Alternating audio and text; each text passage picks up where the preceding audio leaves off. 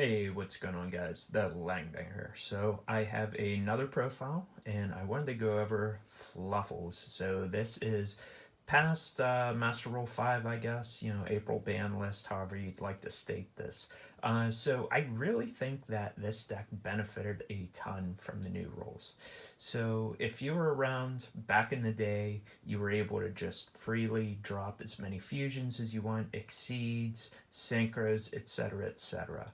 So now with that being lifted again, basically now the links just need link arrows to be able to do another link. At least that's, to my understanding how that works.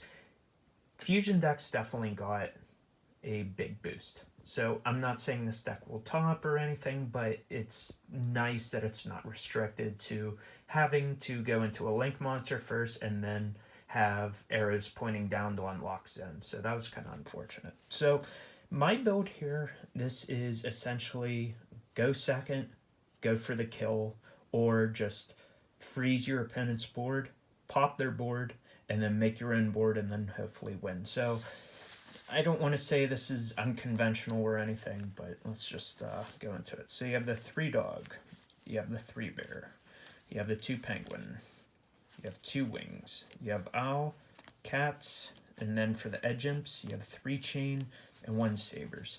So I'm not entirely sure if people just use 2 wings. Honestly, I don't watch a lot of FLUFFAL profiles, but I think bear is better than wings in the fact that you get to the toy vendor and then you can use that effect.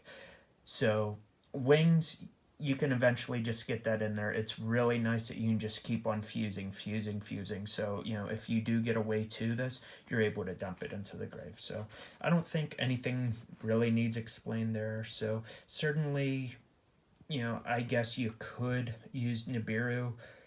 So just on the off chance you got to go second, you can freeze them. Honestly, with a deck like this, I think it's very hard to incorporate that. So that's my opinion. So in a way, Nibiru does kind of stop your opponent, but now we're kind of seeing that some decks can just fight through Nibiru. So for the spells, you have 3 patchwork, you have 3 toy vendor, you have 3 frightful fusion, you have 3 foolish burial goods, you have 3 polymerization, you have 2 dark roller no more, you have 2 fusion recovery, 2 potted desires, 2 forbidden chalice, 1 metal foes fusion, and 1 upstart. So those were certainly a lot of spells, and as you can see, I'm definitely trying to go in for the kill. So I'm maining chalices and dark rollers. So with forbidden chalice, if your opponent just has 1 troublesome monster on the board, this card's definitely way better. But then also, this allows you to actually poke for damage, to where Dark Roller no more, that'll freeze your opponent's board, but then you can't do anything past that. I mean, you can build your own board and, kind of hope for the best. So I kind of did a split there instead of just 3 Chalice or 3 Dark Roller no more. As the meta develops, things can certainly change.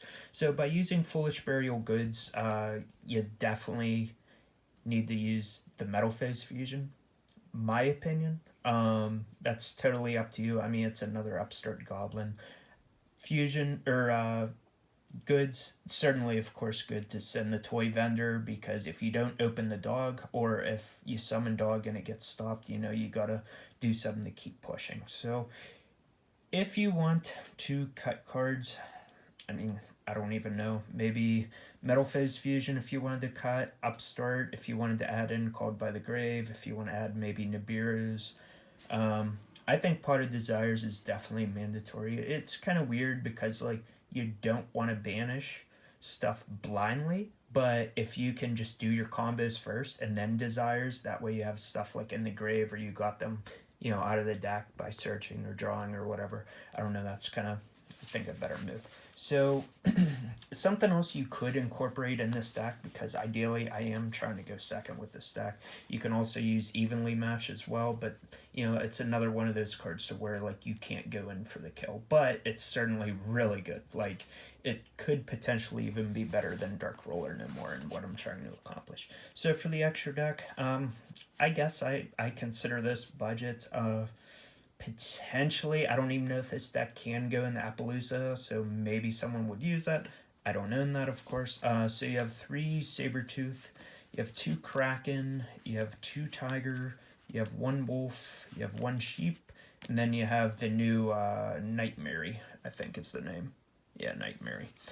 So I'm not entirely sure how good this card is. I mean, honestly, with us being stuck inside, I don't play Dueling Book. I kind of just like to just sit here, solitaire hands, and kind of just get a feel for, how a deck works and just how smoothly it runs. So I don't know fully if this card's needed or not, but I would say for the most part, all this other stuff is needed. I don't know if people use 2 Kraken. Maybe you could cut down on that, but certainly the 3 Sabertooth, especially now that you're not limited with the zones. I mean, you could end up dropping all 3 of these, and then that's a really big boost right there. I mean, that could even potentially be game in itself. Yeah, I mean, nothing else too nuts there.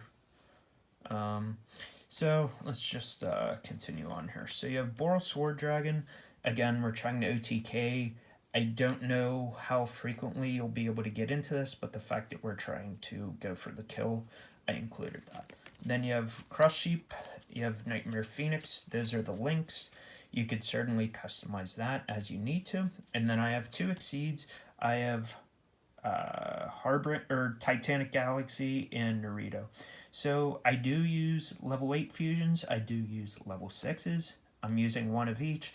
These 2 cards serve as a way to have some sort of negation. So I would still say this deck's weakness is going first, because really it's like you could be burning a lot of cards just to kind of end up on one of these 2 cards.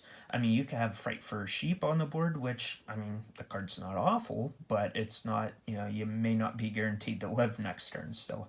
So, that's certainly a weakness though, and I really don't know how you go about fixing that, but I guess ideally hope your opponent wins the die roll, or if you win it, you can just say go second, and then your opponent will shit their pants and say, uh-oh, here comes OTK, here comes something crazy. So that's kind of the idea. That's the build or the brew that I'm currently working with. Let me know what you guys think. I did post this video last week, but I actually made an error, so I took it down and I just redid it and I revamped the list a little bit. So thanks for watching, guys, and have a good day. Peace.